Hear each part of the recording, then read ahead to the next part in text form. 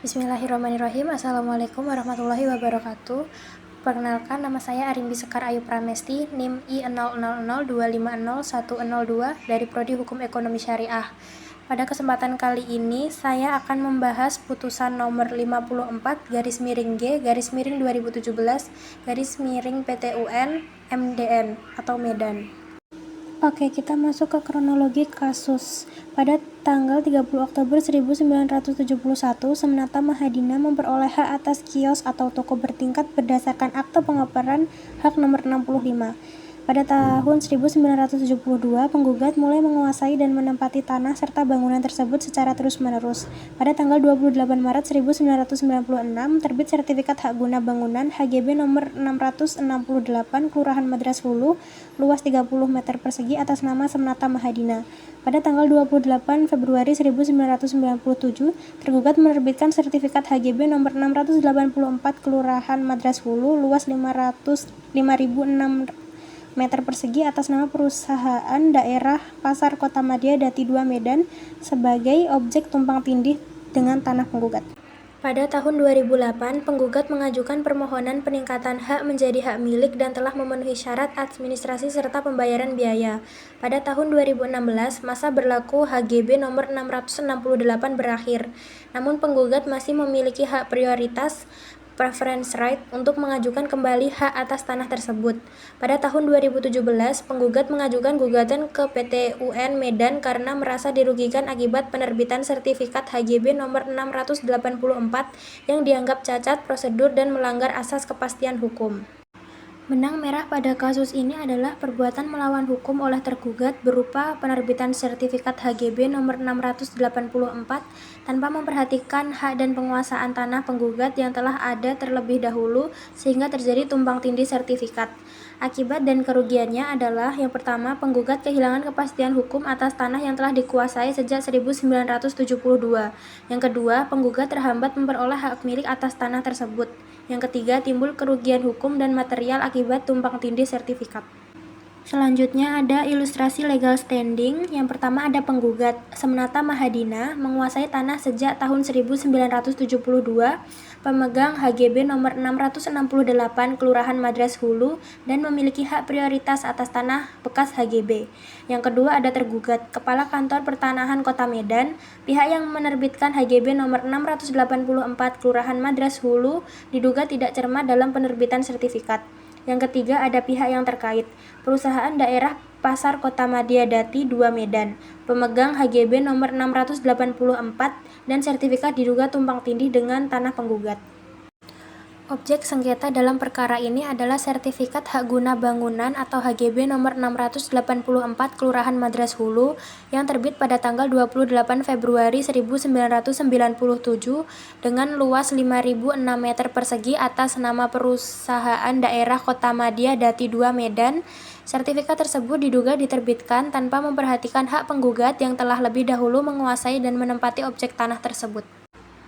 Dalam perkara ini terdapat beberapa ketentuan hukum yang dianggap dilanggar. Pertama, Pasal 19 Undang-Undang Pokok Agraria atau UU-PA mengenai kepastian hukum dalam pendaftaran tanah.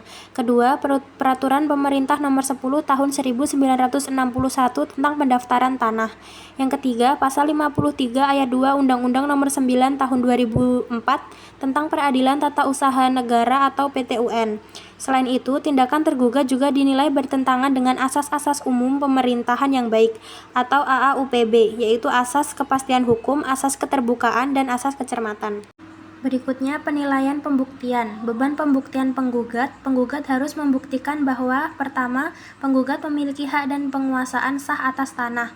Yang kedua, sertifikat HGB nomor 684 tumpang tindih dengan objek milik penggugat. Yang ketiga, tindakan tergugat menimbulkan kerugian hukum bagi penggugat. Adapun alat bukti penggugat, yang pertama, Akta Pengoperan Hak tahun 1971, yang kedua, Sertifikat HGB nomor 668 Kelurahan Madras Hulu, yang ketiga, bukti permohonan peningkatan hak tahun 2008, dan yang terakhir, bukti penguasaan tanah secara terus-menerus sejak 1972. Adapun beban pembuktian tergugat harus membuktikan bahwa 1. Penerbitan sertifikat telah sesuai prosedur hukum. Yang kedua, tidak ada cacat administrasi maupun pelanggaran AAUPB dan alat bukti tergugat. Yang pertama, dokumen penerbitan HGB nomor 684, yang kedua data administrasi pertahanan, dan yang ketiga dokumen pengukuran dan pemetaan tanah. Pertimbangan hakim pada kasus ini, hakim menilai penggugat telah menguasai tanah secara nyata dan terus-menerus sejak 1972. Hakim juga menilai adanya tumpang tindih objek sertifikat antara HGB nomor 668 dan HGB nomor 684. Tergugat dianggap tidak cermat dalam pengumpulan data fisik dan data yuridis tanah. Penerbitan sertifikat dinilai melanggar asas kepastian hukum dan asas kecermatan.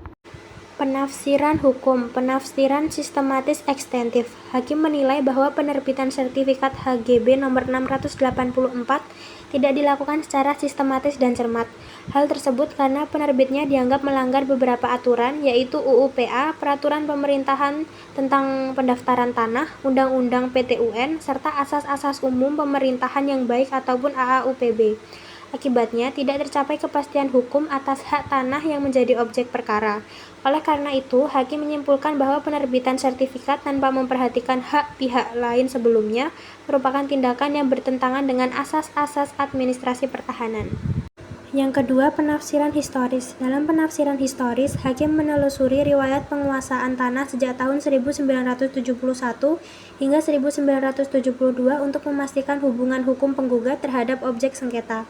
Hakim menilai bahwa penggugat telah menguasai dan menempati tanah secara terus-menerus sejak memperoleh hak berdasarkan Akta Pengoperan Hak nomor 65 tahun 1971. Dari penelusuran tersebut, hakim menyimpulkan bahwa penguasaan yang berlangsung lama menjadi dasar kuat adanya hak prioritas penggugat atas tanah sengketa. Yang ketiga, penafsiran konstruktif analogis. Pada penafsiran konstruktif analogis, pendekatan ini digunakan ketika muncul persoalan mengenai hak atas tanah bekas HGB yang telah berakhir. Tujuannya adalah untuk menemukan keadilan substantif bagi bekas pemegang HGB. Hasil penafsirannya menunjukkan bahwa meskipun HGB telah berakhir, penggugat tetap memiliki hak preferensi atau hak prioritas untuk memperoleh kembali hak atas tanah tersebut sebelum diberikan kepada pihak yang lain. Oke, jadi kesimpulan bedah putusan, hakim menilai penerbitan HGB nomor 684 dilakukan tanpa memperhatikan hak penggugat yang telah menguasai tanah sejak 1972 sehingga terjadi tumpang tindih sertifikat. Tergugat dianggap tidak cermat dan melanggar asas kepastian hukum serta asas kecermatan. Putusan ini menegaskan pentingnya ketelitian dalam penerbitan sertifikat tanah untuk menjamin kepastian hukum. Demikian pembahasan mengenai putusan nomor 54/G/2017/PTUN MDN Medan. Melalui putusan ini dapat dipahami bagaimana penafsiran hukum digunakan untuk menciptakan keadilan dan memberikan perlindungan terhadap hak atas tanah. Terima kasih telah menyimak. Wassalamualaikum warahmatullahi wabarakatuh.